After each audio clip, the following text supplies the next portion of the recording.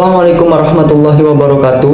Kami mahasiswa dari Universitas Muhammadiyah Kendari, Fakultas Keguruan dan Ilmu Pendidikan, Prodi Pendidikan Bahasa Inggris, semester 1, kelompok 1. Video ini dibuat untuk menyelesaikan salah satu tugas mata kuliah kami, yaitu Pendidikan Kewarganegaraan, dengan dosen pengampu Bapak Dr. Andi Saiful Zainal, SOS MSI CPS. Kami dari kelompok 1 terdiri dari 6 anggota yang masing-masing telah bekerja sama dalam menyelesaikan tugas dengan materi berjudul Hakikat Negara. Sebelum kami masuk ke pembahasan lebih lanjut, izinkan kami memperkenalkan diri terlebih dahulu.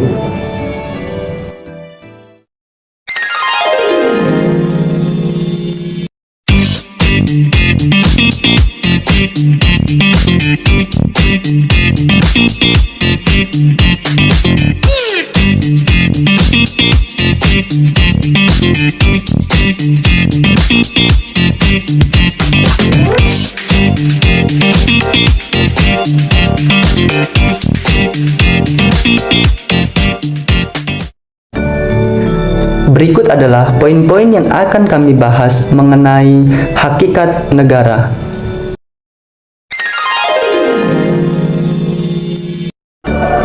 Baik, materi yang akan saya bahas di video ini adalah mengenai definisi dan pengertian negara. Definisi negara di sini adalah sebuah organisasi atau badan tertinggi yang memiliki kewenangan untuk mengatur perihal yang berhubungan dengan kepentingan masyarakat luas, serta memiliki kewajiban untuk mensejahterakan, melindungi, dan mencerdaskan kehidupan bangsa. Sementara pengertian negara di sini adalah sebuah organisasi kekuasaan yang berdaulat dengan tata pemerintahan yang melaksanakan tata tertib atas orang-orang di daerah tertentu dan memiliki kekuasaan tertinggi yang sah dan ditaati oleh rakyatnya. Pengertian negara ini dapat ditinjau dari 4 sudut.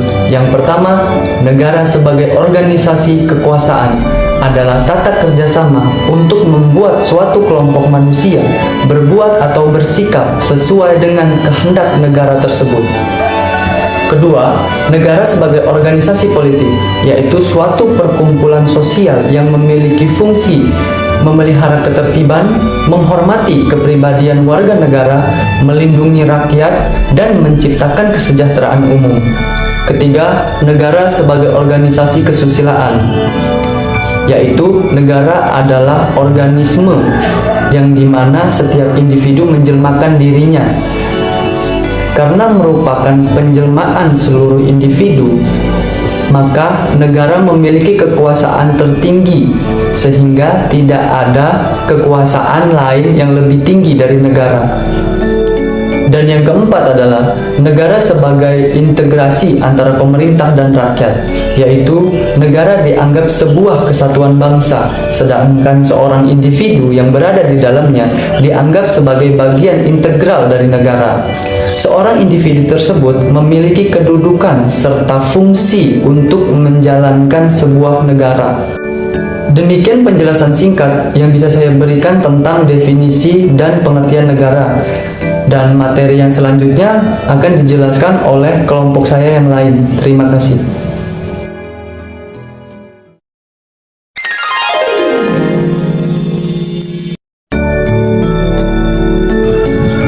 Di sini saya akan menjelaskan tentang unsur negara.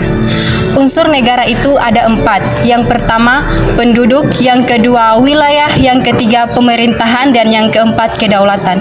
Kita bahas satu-satu dulu ya. Penduduk. Apa itu penduduk? Penduduk adalah warga negara yang memiliki tempat tinggal di sebuah daerah atau negara asing yang sedang berada di Indonesia dan memiliki tujuan tertentu. Yang kedua, wilayah. Wilayah adalah daerah kekuasaan yang menjadi teritorial kedaulatan. Wilayah meliputi laut, darat, dan juga udara. Yang ketiga, pemerintah. Pemerintah adalah pemegang kekuasaan yang menjalankan roda pemerintahan di sebuah negara.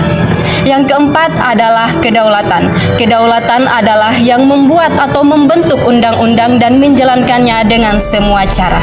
Di Di samping unsur negara utama yang saya sebutkan, ada unsur tambahan yang disebut unsur deklaratif. Apa itu unsur deklaratif? Unsur deklaratif adalah pengakuan dari negara lain. Unsur-unsur negara yang saya jelaskan adalah unsur yang diambil dari tata hukum negara atau organisasi negara. Oke, sekian materi dari saya dan selanjutnya akan dijelaskan oleh rekan kelompok saya.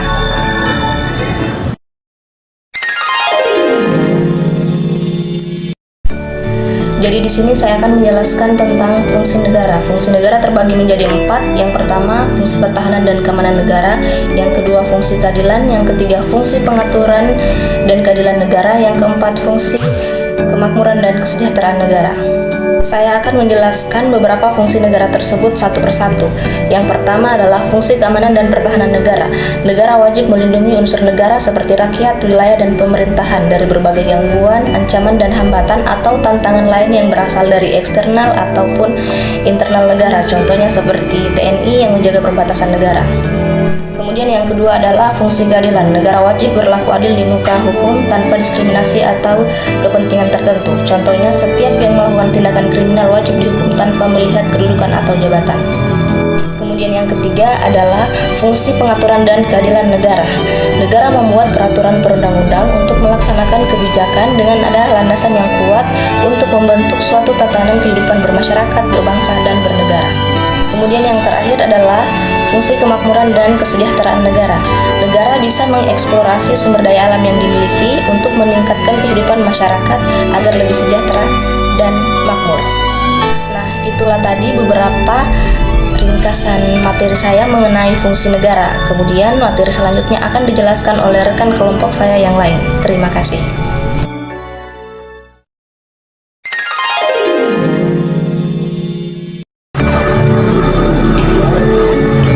Baiklah, di sini saya akan membahas tentang sifat negara. Sifat negara terbagi atas 3 bagian. Yang pertama, sifat memaksa, sifat monopoli, dan sifat totalitas.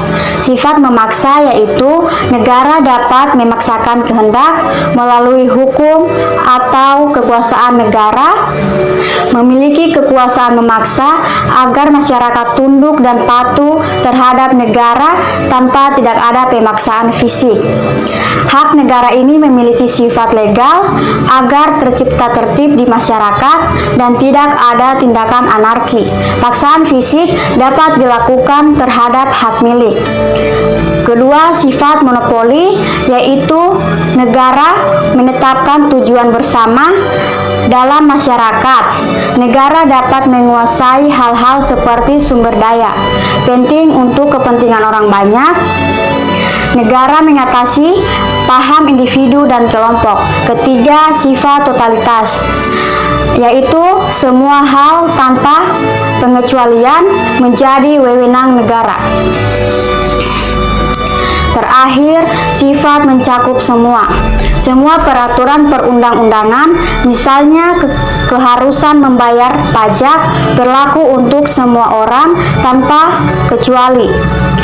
Keadaan demikian memang perlu, sebab kalau seseorang dibiarkan berada di luar ruang lingkup aktivitas negara, usaha negara ke arah tercapainya masyarakat yang dicita-citakan akan gagal. Baiklah, itu saja yang bisa saya bahas hari ini tentang sifat negara. Materi selanjutnya akan dilanjutkan oleh teman sekelompok saya. Terima kasih.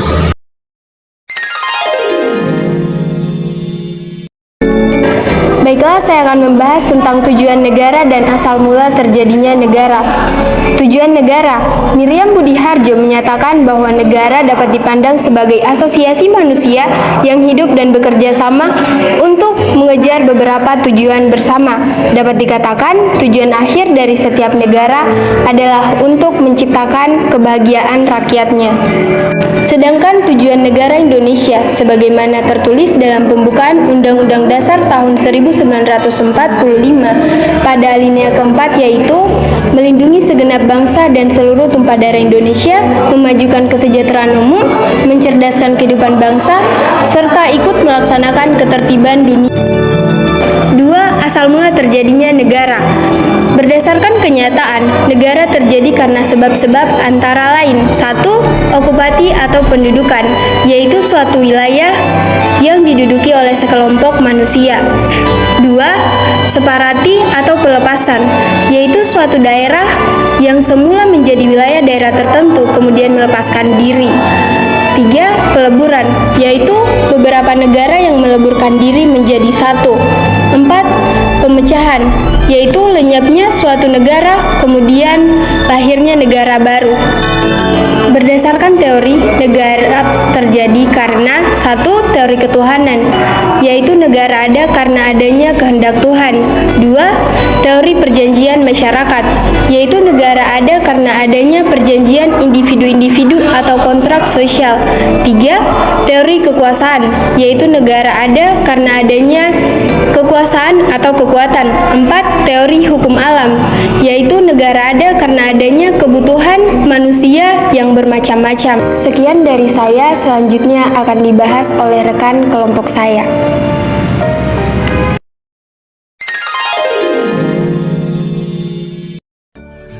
Assalamualaikum warahmatullahi wabarakatuh. Di video kali ini saya akan menjelaskan tentang bentuk-bentuk negara. Di sini bentuk-bentuk negara terdiri dari 9 poin. Yang pertama, negara kesatuan. Yang kedua, negara perserikatan. Yang ketiga, perserikatan negara. Yang keempat, uni. Yang kelima, domini atau dominion.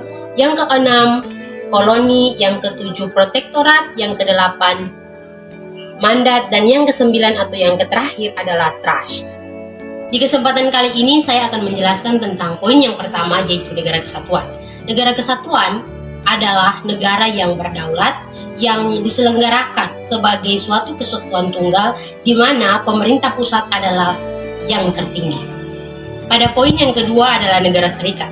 Negara serikat atau federal adalah suatu satuan negara yang merupakan gabungan dari beberapa negara yang menjadi bagian-bagian dari negara serikat. Pada poin yang ketiga yaitu perserikatan negara atau konfederasi. Perserikatan negara atau konfederasi adalah bentuk perserikatan negara antara negara merdeka berdasarkan perjanjian atau undang-undang, misalnya yang menyangkut kebijakan bersama.